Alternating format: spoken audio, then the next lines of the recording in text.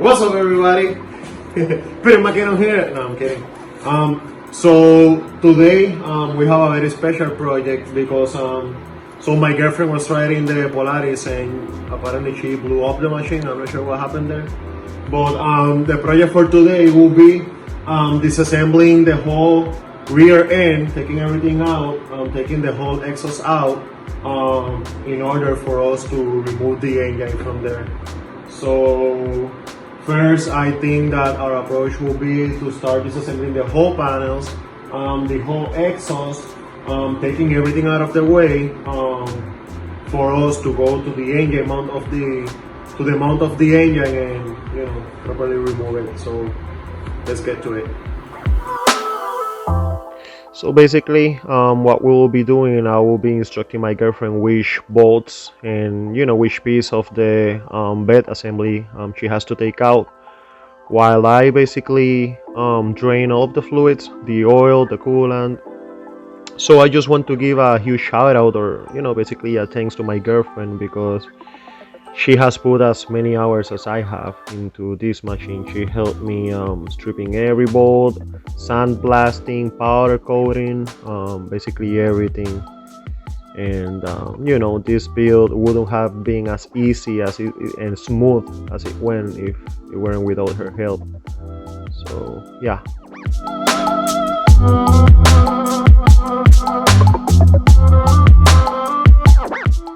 So right now, what I'm trying to do is I'm trying to hook the coolant lines to drain it into this bucket, and then I already drained the oil from the engine.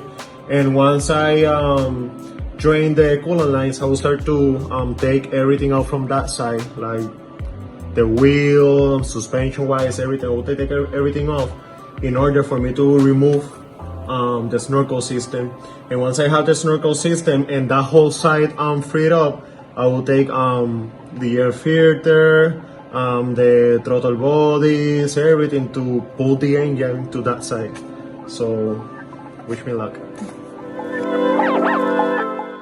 So basically at this point I have drained all of the oil fluids. My girlfriend, she's still working on taking out the snorkel assembly and the bed, the rear panel of the Polaris.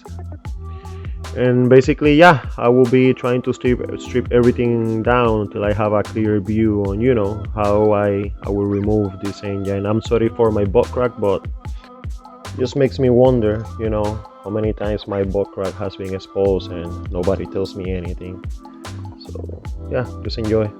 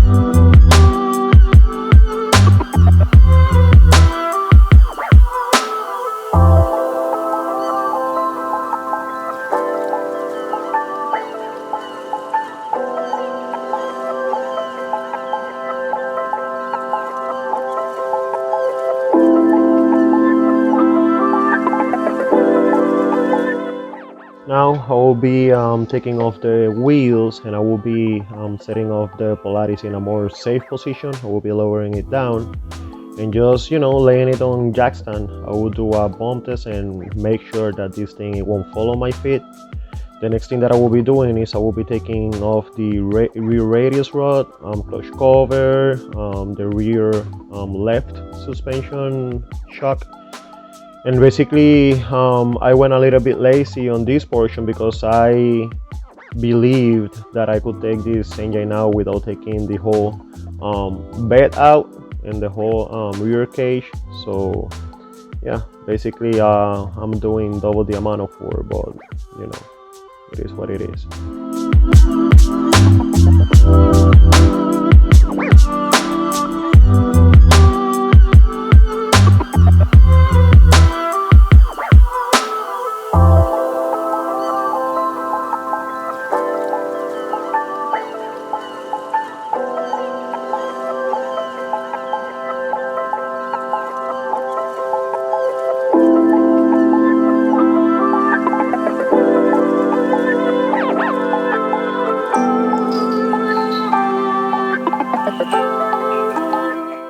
So now I just realized basically that it is impossible to remove the engine from the side because there are too many parts on the way. So I will be, taking the bed out, taking the actual bed out, the rear cage, and basically removing everything just to have a clear shot at taking this engine out. Basically I'm just unbolting everything. So.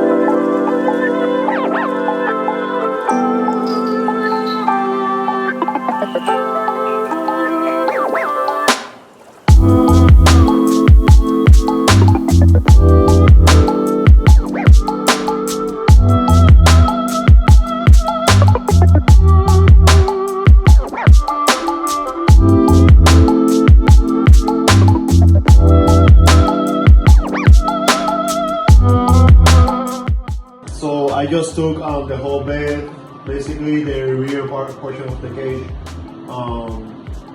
to take the engine out because apparently you cannot take this engine out without taking all of this, disassembling all of this. So what I will be doing is I will keep taking stuff out until I have a clear shot of pulling the engine, because my intention is to pull it from the side. I don't know if you remember when we were building this machine, that I unmounted all the trail arms. I took out the other side of the suspension, I took out everything. But what I just want to do, I don't think that that's necessary. So what I just want to do is unbolt everything, move it to the side, probably to this side, and then try to have a shot at just lifting the engine from this side. It's not that heavy, so hopefully that works. So this project has been a pain in the ass, even though this have taken me almost like 45 minutes to get to this point, removing everything. Right now I'm basically seeing the engine and the transmission unit. So right now I'm taking every accessory that is attached to the engine so I can just remove it.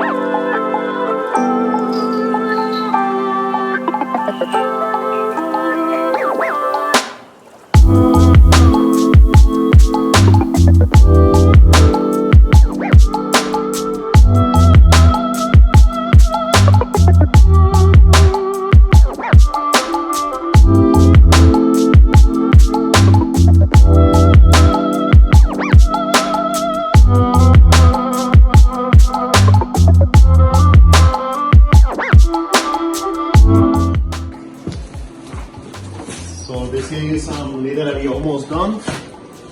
I'm just removing the engine mount screws.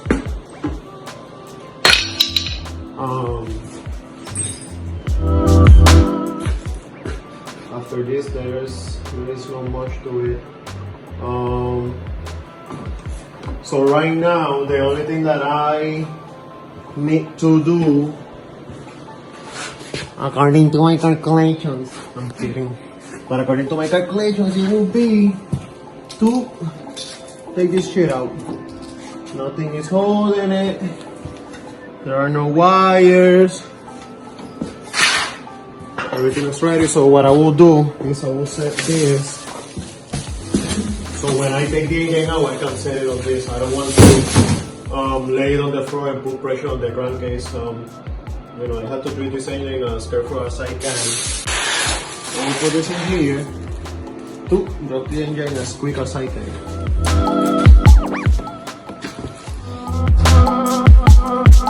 Okay, let me see.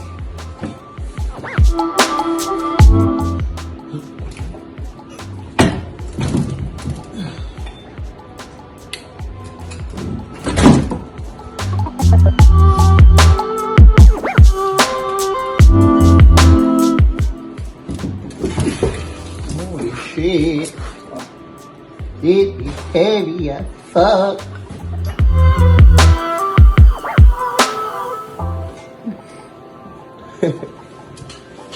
Let me see if maybe like this. Right?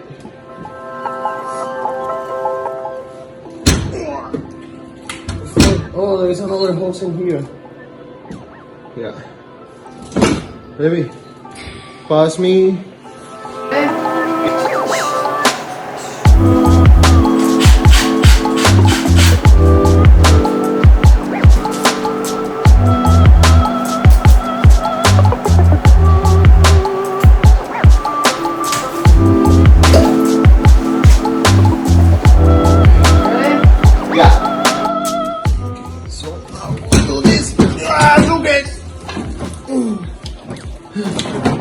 Baby, one now.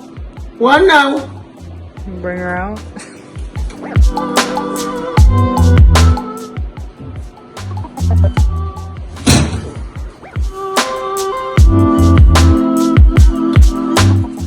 Do you imagine that all of this shit fail?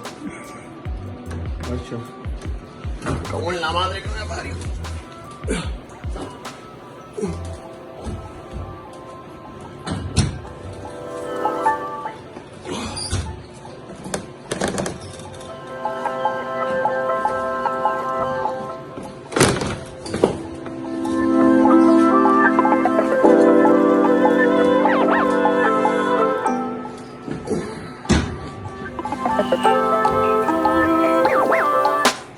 Is it peeing on me?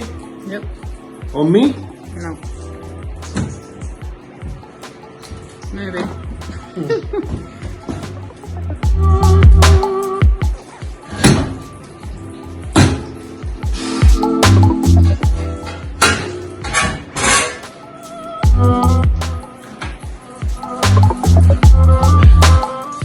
There you go.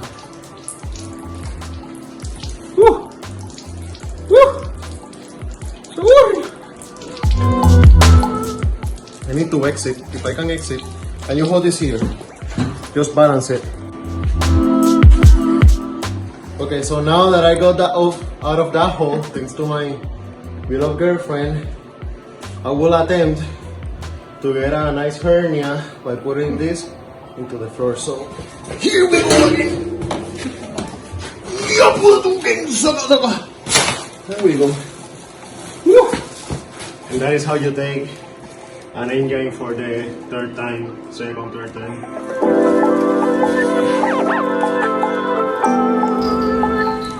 What are you doing now?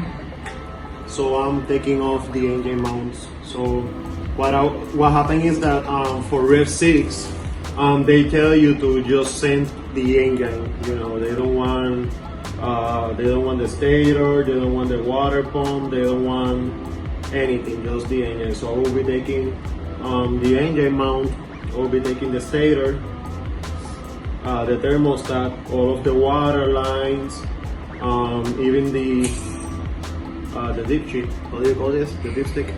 Okay. Yeah, we'll be taking everything out. So yeah, that's the next step. So this is the damage so far. Come here so you can see with a little bit of more detail of what happened.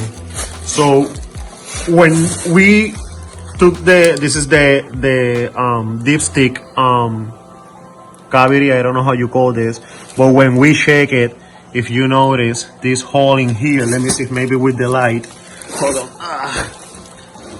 Do you see this hole in there? This hole is not normal.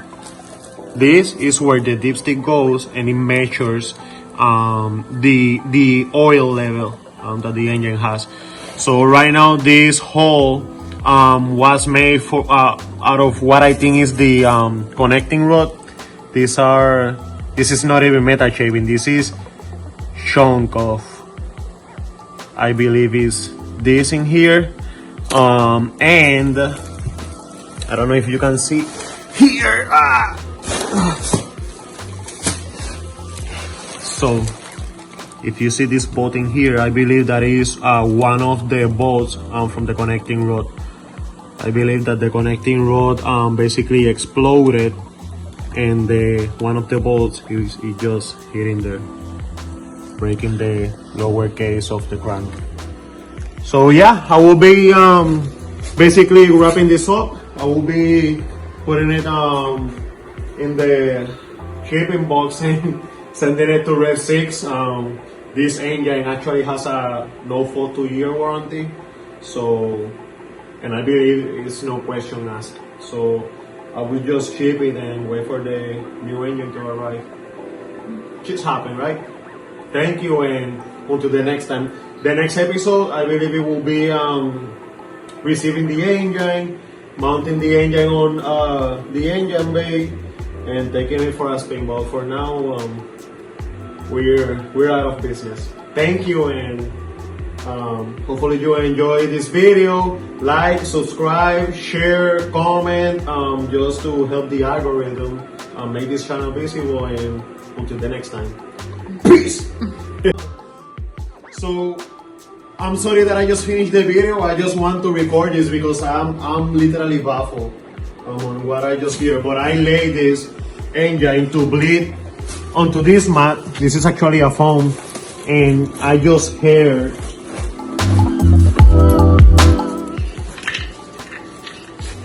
this is not normal. So I will be leaving this to bleed. I will expect all the engine to bleed out, all the fluids to bleed out, and tomorrow I will wrap it up and ship it. So yeah, until the next time, thank you.